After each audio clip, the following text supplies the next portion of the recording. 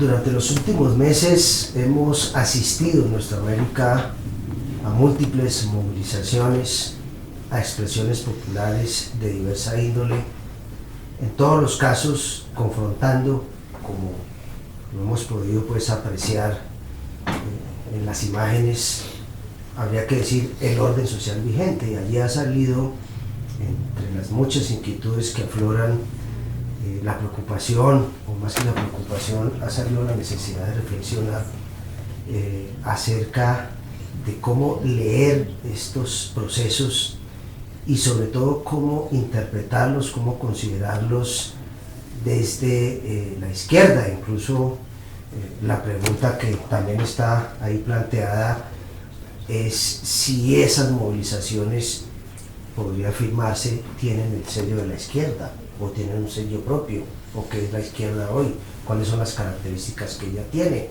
cuáles son las elaboraciones que estamos advirtiendo, con el propósito de reflexionar acerca de esas inquietudes y desde luego de otras que nos preocupan. Hemos invitado a Clara López Obregón, mujer de izquierda, dirigente política, al profesor Sergio de Zuviría, profesor de la Universidad de los Andes, filósofo, y al profesor Daniel Libreros, profesor de la Universidad Nacional de Colombia. Todos ellos, pues, conocedores de estos temas, no solamente por las elaboraciones que han hecho en sus trabajos, en sus escritos, sino también por la propia experiencia vivida y por la que, creo yo, aspiramos a vivir, ¿no es cierto? Un ratico. Aunque sea un ratico, efectivamente. De pronto nos toca, uno no sabe. Daniel, yo quisiera un poco preguntarte con inquietudes en este sentido a propósito de lo que estamos mirando, ¿no? Nosotros estábamos como acostumbrados a luchas, a movilizaciones que interpelaban el modelo económico, que interpelaban, digamos, el régimen político, la organización del Estado, pero hay elementos nuevos que estamos advirtiendo y que sobre todo se refieren a cuestionamientos de los relacionamientos con la naturaleza, el carácter, digamos, destructor, depredador del capitalismo, pero también el cuestionamiento a fondo a la organización patriarcal, digamos, que tiene el sistema. Cada vez hay más lecturas en el sentido que esto no es un simple problema de economía política, digamos, en el sentido clásico del término, sino que también incorpora otros elementos. ¿Cuáles son esas dimensiones que tiene hoy el movimiento y cuáles son las lecturas que nosotros podríamos hacer, la lectura que nosotros podríamos hacer desde la izquierda? Bueno, creo que hay una emergencia de movimientos, ante todo juveniles, y eso tiene una razón de ser, una causa, y es que los jóvenes son los que están sufriendo más el empobrecimiento del neoliberalismo. Si tú ves todos estos movimientos, digamos, desde la primavera árabe, el 11M en España, los chalecos amarillos, lo que está pasando ahora en Chile, son todos movimientos de gran sesgo juvenil, no solo de convocatoria, sino de participación activa y masiva de los jóvenes. Y esos jóvenes sienten que las formas tradicionales de jóvenes, incluyendo sobre todo a las mujeres también. Claro, ya iba para allá, o sea, el tema de género es el tema, como tú lo notas, un tema decisivo, que plantea una crisis civilizatoria del capital por efecto de la prolongación del patriarcado y las formas patriarcales dentro del capitalismo, y de asignarles un papel de segundo orden, tanto en la profesionalización, en la política y en la capacidad decisoria de temas de la sociedad, pero igualmente de confinarlas también a labores domésticas por fuera de la posibilidad de utilizar el espacio público. Creo que hay una fuerza muy grande en el tema de género hoy y propugnando por la igualdad de género, y en el tema de naturaleza. Pero lo que iba antes de ello es que hay una crisis de representatividad política de los partidos, de la iglesia, del Estado, pero también de la propia izquierda. O sea, estos jóvenes no se sienten representados en las, digamos, en las formas convencionales de actuación de la izquierda y en el discurso de la izquierda. Por decirte algo, son horizontales, no tienen caudillos, no tienen líderes, no, tú lo ves en sus mismas dinámicas de actuación, el que interviene no dura más de 5 minutos y sale, o sea, no hay pues esa idea del gran orador y de la forma tradicional y de apuntar a una verticalización del movimiento y de tratar de coparlo. Eso es una ventaja, eso es una potencia. Su debilidad es que no se configuran todavía como una opción política, o sea, apenas están apareciendo las asambleas territoriales que de alguna manera reflejan ya un embrión de poder o de forma alternativa de responder en el terreno político a lo que está planteando como crisis de representatividad en esos temas. El tema de la naturaleza aquí en Colombia es decisivo porque el modelo es extractivista a fondo y están montados, todas estas élites están montadas sobre la base de exportar petróleo para poder sobrevivir económicamente. Y como se les va a acabar el petróleo en el 2022, según dice el propio Departamento Nacional de Planeación, pues ahora vamos para fracking, que va a destruir todavía más territorio y va a significar una guerra social contra las poblaciones de los territorios. ¿Cómo articular esas asambleas que de alguna manera también están peleando contra un extractivismo urbano, donde una ciudad que le están volviendo un circuito de negocios, con los extractivismos también que ya teníamos y que ya conocemos, convencionales del petróleo, de represas y demás? Creo que es una clave a seguir en estos temas que has planteado, género y naturaleza. Clara, ¿cómo ves el tema? Evidentemente, aquí y comparto en buena medida el planteamiento de Daniela, aquí hay un cuestionamiento a fondo de la forma histórica de organización. En sentido estricto no podemos decir que los partidos políticos de izquierda hayan estado liderando estos procesos, ¿no? Sino que hay como una cierta dinámica propia que va construyendo el movimiento o que se va construyendo en la movilización que puede derivar, digamos, hacia movimiento.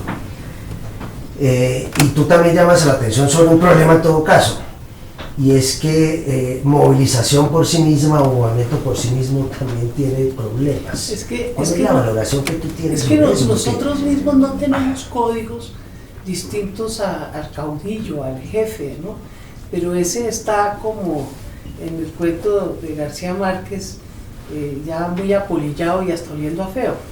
Fíjense que todos los muchachos dicen aquí no hay jefes, y no aceptan jefes, y está bien que no acepten jefes, pero eso implica un liderazgo colectivo, pero el liderazgo tiene que haber, y yo creo que eso es lo que puede estarse gestando en las asambleas, en el movimiento juvenil universitario, y que puede servir de atracción a todos estos otros jóvenes que aspiran a ser universitarios pero que no lo son.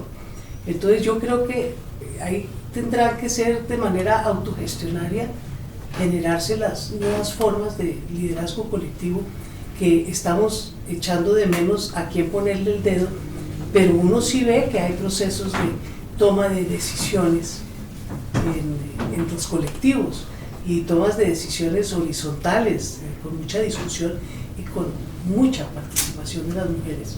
Entonces uno sí está, yo veo esto con mucha emoción y con mucho entusiasmo, y recordar que en las zonas rurales de Colombia esto ya se manifestó.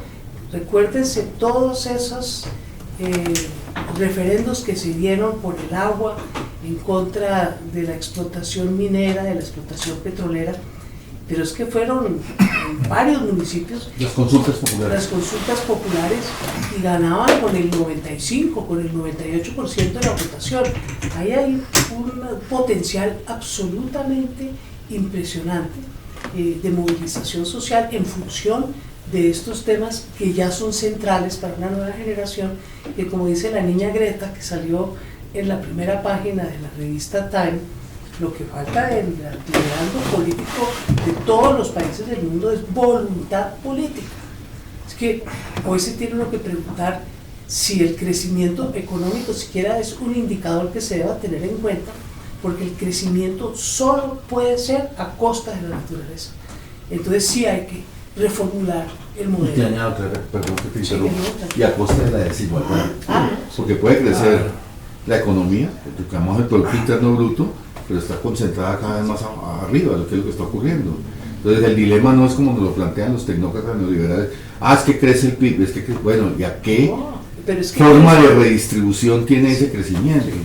Creo que esto es muy importante, pero ¿sabes por qué? Porque el movimiento en Colombia, creo que después del 21 de noviembre, la agenda de guerra o paz se desplazó a la agenda de la desigualdad, que es el asunto clave. Y es que el tema de la desigualdad antes no se veía. O se articuló también, porque la agenda de paz sigue en todo caso. Sí, está el ESMAD, está el terrorismo de Estado. Parte de los problemas que estamos viviendo tiene que ver, entre otras cosas, con la implementación precaria del acuerdo, con la perfidia, digamos, que hemos visto durante los gobiernos de Santos. Pero no solo con eso, sino con el intento de Duque de mantener una política de orden público a la manera del 2002, cuando el país ya está en otro cuento. Pero yo quería insistir en algo, Clara, que me parece interesante lo que usted estaba planteando, y es que en todo caso estas luchas nos toca también comprenderlas a partir de acumulados. Tampoco es que afloraron de repente, se trata de trayectorias acumulados, a veces imperceptibles, pero que de pronto como que necesitan salir a la superficie, ebullicionan, y claro, ahí tenemos todavía un problema que es el problema de la articulación, el problema de la fragmentación, el problema de la relativa dispersión y cómo todo eso se va, digamos, y el papel de la violencia oficial, tanto física como instrumental, cultural, porque fíjese qué le pasó a las consultas populares. A punta de interpretaciones legales les vaciaron de contenido. Sí. Y lo propio puede pasar con toda esta movilización, acudir a esa represión, no del 2002, esto es pura represión estilo Guerra Fría, antes de la Constitución del 91. Esto es como regresar al imaginario del estado de sitio y del Estatuto de Seguridad del doctor Turbay. Mire, llamaron a la reserva a estar en alerta de primer grado, cerraron las fronteras, expulsaron extranjeros, generaron condiciones de histeria general, al punto que con un toque de queda pudieron asustar a todas las comunidades de que se los iban a tomar los vándalos. Hicieron una suerte de cosas, los allanamientos, en fin. Aquí lo que uno ve es que están reviviendo todo el imaginario represivo del Estado, porque el miedo cambió de bando. El miedo antes estaba como de este lado, de la gente que no quería salir a manifestarse, le tenía miedo a las movilizaciones porque siempre les han hecho tan mala propaganda y las han estigmatizado y violentado tanto, pero uno ahora lo que ve es el miedo del lado de que dicen, ¿y qué tal si esto se nos sale de las manos? Entonces yo sí creo que tenemos que observar, y en la medida en que uno pueda conceptualizar, generar discusiones sobre cómo se va a liderar, porque se tiene que liderar. Yo sí no me trago el cuento de que eso puede ser una cosa espontánea, sino pasar de lo individual a lo colectivo. Para mí la represión es lo que lleva a la violencia. Hemos evidenciado que las marchas pacíficas se han llevado a la violencia porque el ESMAD entra haciendo represión. Para mí es más que sea una seguridad para la ciudadanía, para los estudiantes, para los que están marchando, porque no solo están marchando estudiantes, es pueblo, aparte del pueblo son familias las que realmente están marchando.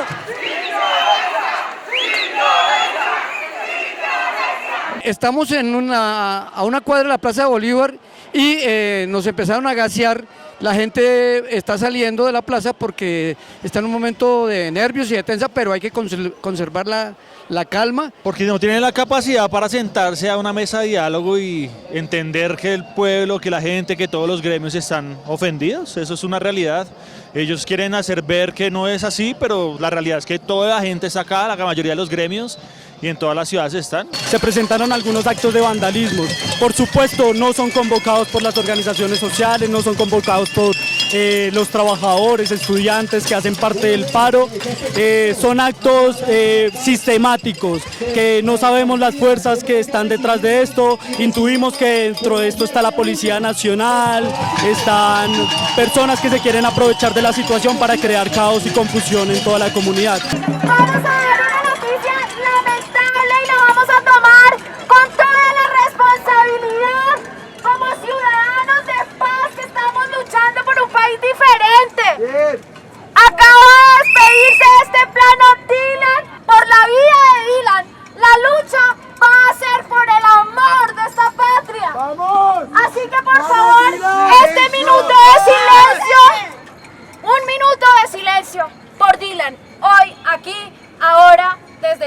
favor.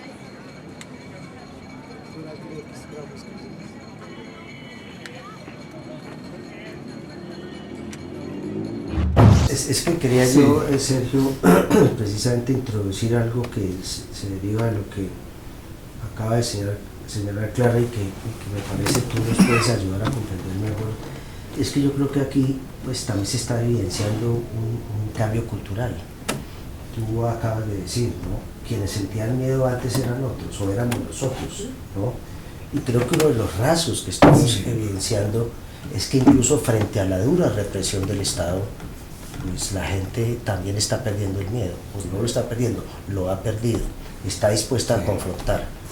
¿Cuál es la lógica cultural? Yo diría que la izquierda tradicional fomentó un tipo de subjetividades cuyo rasgo fundamental son economicismo, meramente reivindicativas y de alguna manera pues que solo se quiere disputar derechos. Y hoy en día está emergiendo otro tipo de subjetividades. Pero perdona, Sergio, hay una cosa muy importante en eso.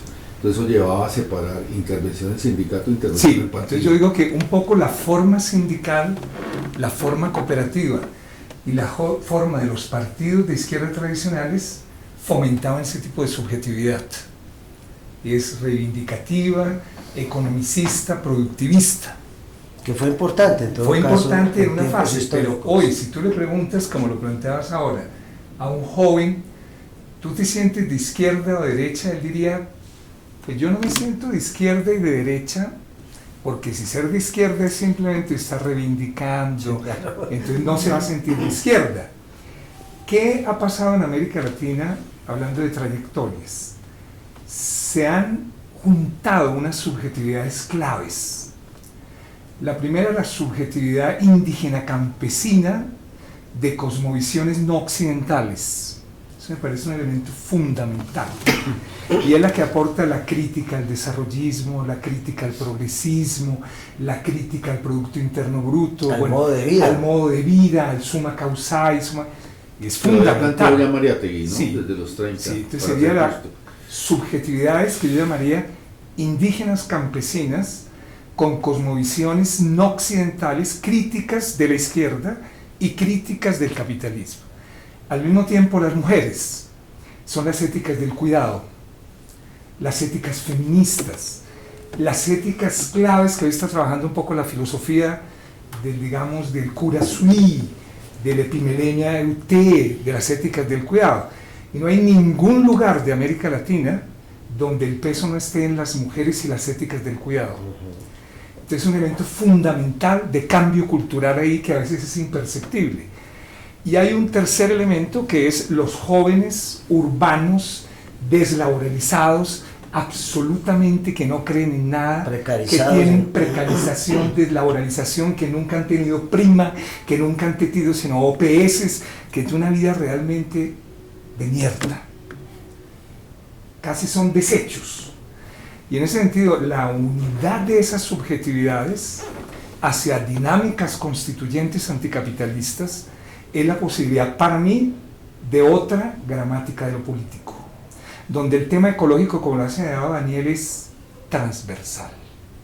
Porque esas subjetividades lo entienden como nadie, mujeres, afros, indígenas y jóvenes, urbanos. Entonces ellos tienen una dimensión que si la izquierda no capta esas sensibilidades, esas nuevas sensibilidades, yo no digo nuevas ciudadanías porque no estoy de acuerdo, sino esas nuevas gramáticas, no va a ser un discurso contemporáneo de la acción social política.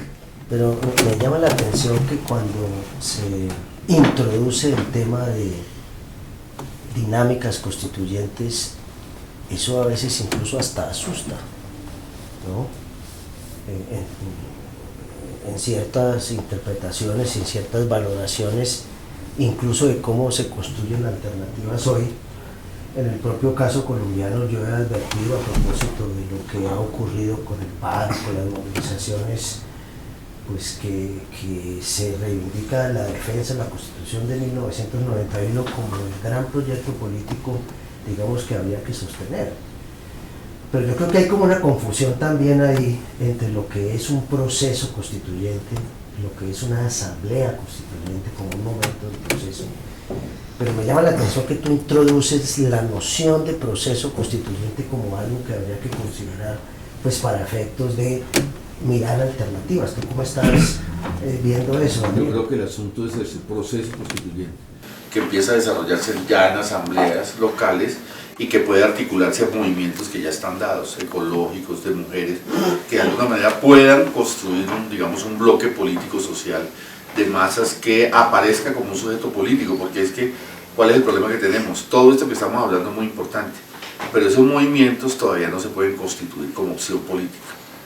Entonces, como opción política de interlocución real, te pongo el ejemplo de Chile. Lo que algunos teóricos llaman ese tránsito de lo destituyente a lo constituyente, correcto. Sí. Todavía estamos como en esa transición. Estamos en esa transición. Y esa transición es problemática por varias cosas. Si tú ves el caso chileno, es típico en eso. Lo nuevo del movimiento chileno y lo que convoca está por fuera de la izquierda parlamentaria, pero todavía no puede ser un interlocutor que acabe con el acuerdo que está haciendo Piñera con la izquierda y con la derecha parlamentaria, y van a ir a una constituyente que de alguna manera tiene unos límites. Imagínate que plantea una mixtura entre Congreso y elección de delegados, o sea, es una constituyente totalmente recortada. Lo que estoy notando es que lo de afuera, que tiene todos estos componentes que estamos resaltando, todavía no encuentra la forma transicional de convertirse en opción política. No estoy hablando ni de partido, de opción de interlocución real de la sociedad frente al Estado. Creo que ese es el dilema central. ¿Por qué? Porque en esa transición pueden aparecer proyectos de derecha. Sí. Así es que, ojo, Europa. Sí. Esos movimientos fueron chalecos amarillos de una franja de derecha. 11M, después de su caída, claro, Ciudadanos contó que asumió una parte de esa movilización. ¿Por qué? Porque están apareciendo, y ese es otro problema que se nos va a presentar y creo que es importante discutirlo desde ya, personajes de derecha antisistémicos. Sí. O sea, que te hablan en contra del neoliberalismo, que tocan un nacionalismo, supuestamente que volvemos a la forma nacionalista, hacia la forma de organización nacionalista y demás. Es decir, que tenemos que estar muy alertas a las transiciones y a las mediaciones de la conciencia. Lo que estoy notando es que la apuesta no está ganada ya, o sea, el que haya aparecido toda esta radicalidad juvenil y demás, no quiere decir que ya pues como una amplia avenida, pues ya vamos a llegar al sujeto alternativo, exactamente lineal. No, esto tiene mediación, esto tiene apuesta, tiene confrontaciones políticas, debates públicos. El arte es cómo no verticalizas, sino dejas que el propio proceso fluya de manera horizontal, como tú lo estabas anotando, ¿no? Pero disputando políticamente también en ese escenario. Sí, evidentemente hay unas dinámicas del movimiento, hay unos rasgos que asume el movimiento, pero en todo caso hay unas trayectorias, de todas maneras, que están ahí, las trayectorias de los partidos políticos, incluyendo los partidos políticos de izquierda, que también tratan de dialogar con el movimiento. En unos casos para pretender cooptarlo o capturarlo, en otros casos para articularse con el movimiento. Yo no sé, ¿tú cómo ves esa relación o cómo construir también una relación? O definitivamente esto es una dinámica propia que avasalló, sobrepasó y en el que incluso el escenario parlamentario ya deja de tener importancia. Siempre va a estar con su importancia de la actualidad, porque mientras surge lo nuevo, pues sigue viviendo lo viejo.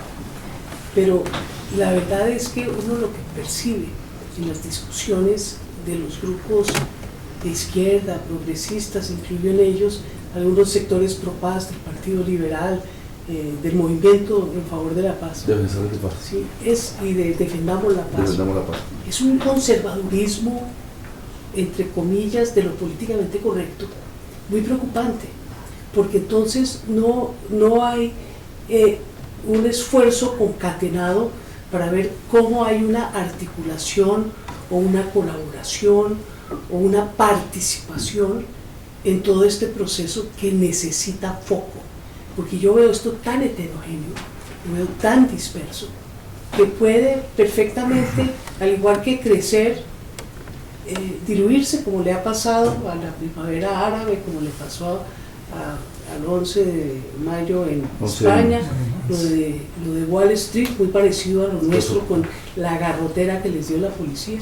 Entonces, a mí sí me parece que hay una responsabilidad histórica de los parlamentarios, de los dirigentes de izquierda, de los dirigentes de avanzada, de los otros partidos, no de cooptar el movimiento ni de tratar de meterse, porque además no los van a dejar, pero sí tienen que empezar a conceptualizar su discurso y dejar de ser tan verdaderamente conservadores. Yo creo que este tema que plantea Daniel y que planteó Sergio del proceso constituyente es fundamental, pero es que la gente no sabe eso qué es, entonces hay que contarle qué es, porque conceptualizar primero el proceso destituyente y después el constituyente y tal, pero sí hay que salir a esas asambleas, hay que participar, escuchar con humildad, pero también hablar con humildad, porque es mucha la experiencia y el conocimiento que hoy está archivado por una actitud casi que de pánico de que les vayan a cambiar la Constitución del 91 de para atrás. Y yo creo que la Carta de Derechos y los principios de la Constitución pues son tan universales que eso no es lo que tenemos que salvar de la Constitución. Lo que tenemos que cambiar es esa Constitución orgánica en que hay un fiscal dictador, un presidente monarca y un parlamento hereditario. Y sostenibilidad fiscal. Y el orden económico. Y todo lo demás. Entonces, ¿qué democracia es eso? Eso es nosotros ponerle un nombre equivocado y estamos dando además entonces una utilización del vocabulario que le quita credibilidad a la misma dirigencia. Bueno, Clara ha hecho una pregunta que obviamente no la vamos a responder acá, pero en la que estoy seguro que tú nos puedes dar por lo menos tu visión, y es eso de qué es un proceso constituyente, o cómo se podría comprender, ¿no? Porque en todo caso, por lo menos en la percepción que uno tiene a la luz de la experiencia colombiana, hemos vivido también incluso en el pasado relativamente reciente dinámicas constituyentes. En su momento vimos la experiencia de la Mesa Amplia Nacional Estudiantil, o vimos la experiencia de la Cumbre Agraria, Étnica y Popular, que pueden inscribirse dentro de esas la propia minga campesina, es decir, hay experiencias ya. La Asamblea en favor de la paz. La Asamblea Regional en favor de la paz. Es decir, hay una serie de trayectorias allí, pero yo creo que vale la pena explorar más. Tú has insistido mucho en el tema de la trayectoria histórica, que me parece importante, y es que cuando uno, ahora que estamos en ese debate sobre el bicentenario, yo creo que hay dos hechos claves en la historia de Colombia que siempre se redingen. El primero es que los procesos verdaderamente importantes de nuestra historia provienen desde los territorios. Yo diría que la independencia de Colombia no podría entenderse sin el movimiento de los comuneros. Y el movimiento de los comuneros, que fue el primer movimiento traicionado de la potencia plebeya de América y de Colombia, pues de alguna manera muestra que esas provincias, Cartagena, todas las provincias santanderianas, son las que de alguna manera le piden al centro que modifique su forma de ser y de actuar. Yo creo que esa idea de la territorialización, de la territorialidad, vuelve a aparecer como un núcleo fundamental. La paz en Colombia no se va a construir ni en el Parlamento ni en el Congreso. O se construye desde los territorios o nunca tendremos una paz estable y duradera. Y lo segundo es que en Colombia se han inventado muchos procesos constituyentes, como lo decía Daniel. Sí, hasta recuerdo yo el de Mogote. Sí, la Asamblea de Mogote fue muy importante. La rebelión esta de los de bolcheviques de Líbano. Los 30. Y además, por ejemplo, hay que reivindicar, tal vez por mis raíces cartageneras, un poco la figura que siempre hemos reivindicado de los cabildos. Cuando uno estudia un poco la historia de Cartagena y empieza a entender cuál fue el papel para la independencia de los cabildos y cómo eran cabildos de negros, cómo eran cabildos populares que le exigían a su dirigencia que fuera más allá de la independencia de España. Y hay casos súper concretos en el sentido de la lucha por la libertad de los esclavos, que fue encabezada no por los líderes y precursores, sino fue encabezada realmente por las bases plebeyas de los cabildos populares de Getsemaní, de los cabildos populares, y bueno, el palenque de San Basilio, pues que es una especie de símbolo de esa lucha de que los territorios, los cabildos, las asambleas, todos esos son fenómenos de nuestra larga trayectoria que debemos rememorar para un proceso nuevo de independencia. Son tan importantes que la Constitución del 86, que es la reacción política total, sí, prohíbe los cabildos, sí, porque venían de toda la tradición, del siglo XIX. Pero quiero agregar algo que es muy importante en lo del proceso, más allá el de... golpe de Melo. Claro, eso fue importantísimo. Pero más allá de eso, de la discusión que estamos haciendo del proceso y las formas que puede tener, creo que aquí hay otra clave. Lo que está mostrando ahora el Parlamento votando la tributaria y votando el paquete, te marca una brecha cada vez mayor entre lo institucional y la calle. Efectivamente. Sí. O sea, cada vez va a haber una brecha mayor. Estos tipos no es por esa vía como hay cambio. Exactamente. Por consiguiente, la Junta Parlamentaria, para decirlo, te puede decidir en tribuna, pero ahí no va a estar el espacio de decisión. El espacio de decisión popular arranca ahí, en las asambleas territoriales, en lo que estamos llamando proceso constituyente, la forma de organización que tarde o temprano van a retar la crisis política del neoliberalismo. Por eso insistir, no es solo la crisis económica, es la crisis de un parlamento de lobbies, de trampas, de clientela, de corrupción y demás. Entonces creo que hay espacio, hay por lo menos temporal, ¿no?, para ganar en esa dinámica, para mostrarle a la gente que ese parlamentarismo no resuelve el problema. Yo venía de el paro con mi sartén y mi cuchara y me voy para el palacio a darle más duro. Oh, cucharas, no dejen de sonar, porque vamos a cantar hasta que no haya final.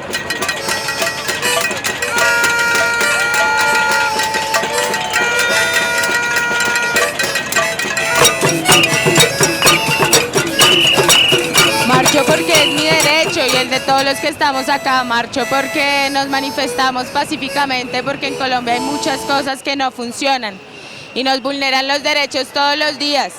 Entonces marcho para ver quiénes más estamos como igual de inconformes, con ganas de hacer cosas, haciendo resistencia. Por eso marcho. Porque el gobierno que nos está gobernando simplemente gobierna para los ricos y más para los ricos, y los de abajo se quedan más abajo. Amigo, Mirón, únase al montón, su hijo es estudiante y usted Hago parte de las organizaciones sociales de Techo Tiva, Kennedy. El día de hoy nos estamos reuniendo con toda la comunidad en torno a una bailatón. Todo esto en torno al paro nacional, que implemente los acuerdos de paz, que haya un trabajo digno, un mejor salario, unas pensiones garantizadas para todos y todas. Has insistido, he escuchado varias veces una reflexión en el sentido de que nos toca también considerar una dimensión continental. Efectivamente, sí, aquí hay dinámicas territoriales, ¿no es cierto? Desde los territorios, desde abajo. Desde abajo. Sí, pero si no se liberan todos, no se liberan ninguno. ¿Insertos en dónde? Porque ahí volvemos un poco a esas preocupaciones, por un lado las dinámicas del capitalismo global, pero también de las respuestas globales al capitalismo. Pero fíjese que es casi parecido a hace 200 años. ¿Cuál era la preocupación de Bolívar y San Martín? Que si no tumbaban al poder español en los distintos centros de su presencia colonial en América, no iba a haber independencia. Entonces, por eso es que, ¿cómo la llamas tú? La diplomacia de los pueblos, el hermanamiento de todos estos movimientos es algo fundamental, además, para intercambiar experiencias. Por ejemplo, lo de Chile es una trampa, un proceso constituyente con votaciones por 2/3 partes. Ahí está el veto de la derecha. Entonces uno lo que ve es que hacen falta en todos esos procesos populares asesorías que personas con conocimiento, sí. Entonces nosotros no debemos estar solo aquí hablando en este magnífico programa de izquierda en la televisión, sino nosotros tenemos una obligación moral y política de estar en los cabildos, incluso de cambiarles las asambleas para meterles un entronque histórico y de verdad, estar participando. La figura de las líneas, la línea es una figura clave. Porque hasta la propia derecha disputa la figura. Claro. Miremos la experiencia en Bolivia. Claro.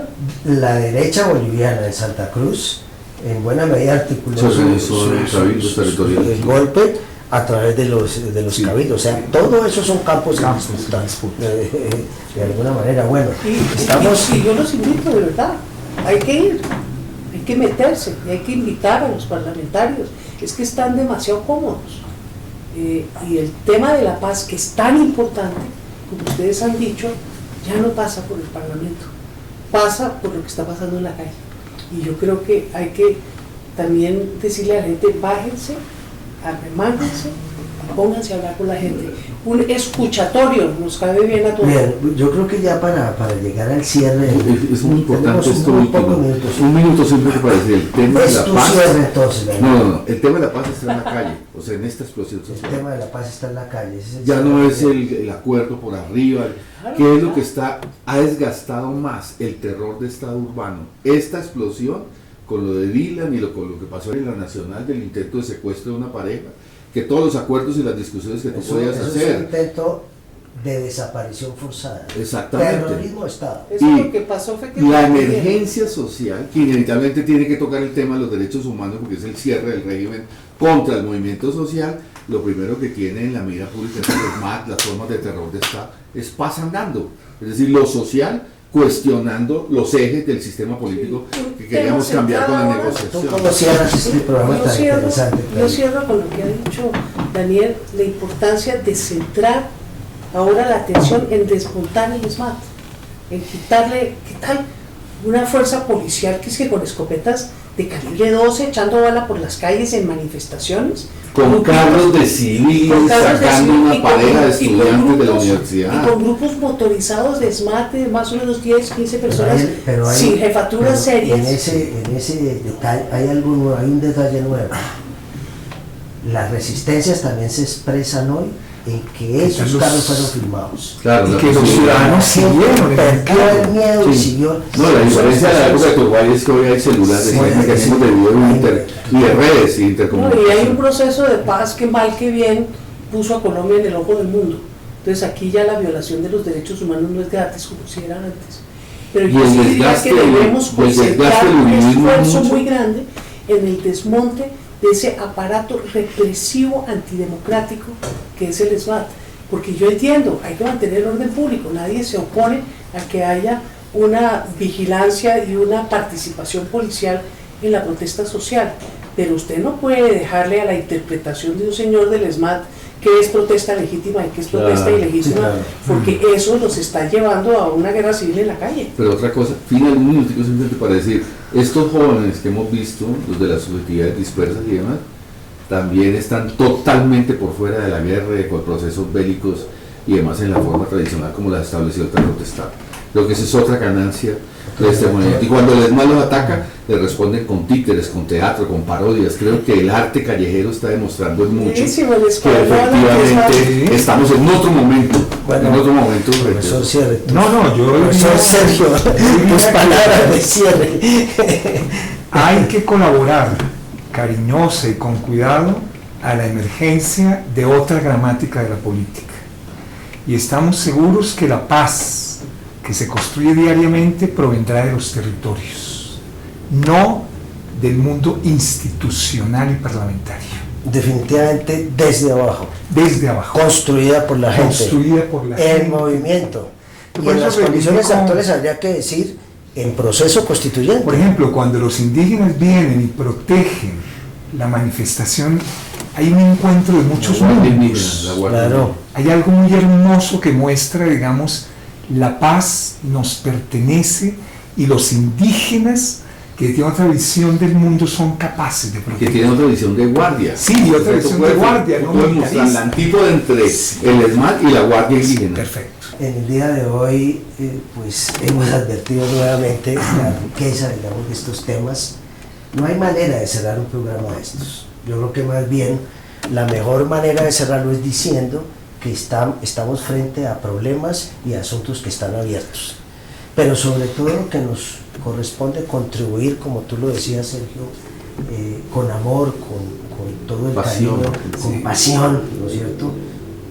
Con todo el despliegue, la potencia, pues a que estas experiencias que estamos viviendo efectivamente se dinamicen y se traduzcan en opción de poder en nuestro país y hay que decirlo también en nuestra América. Muchas gracias a Clara, Gracias. a Daniel, Martín, muchas gracias. y a Sergio.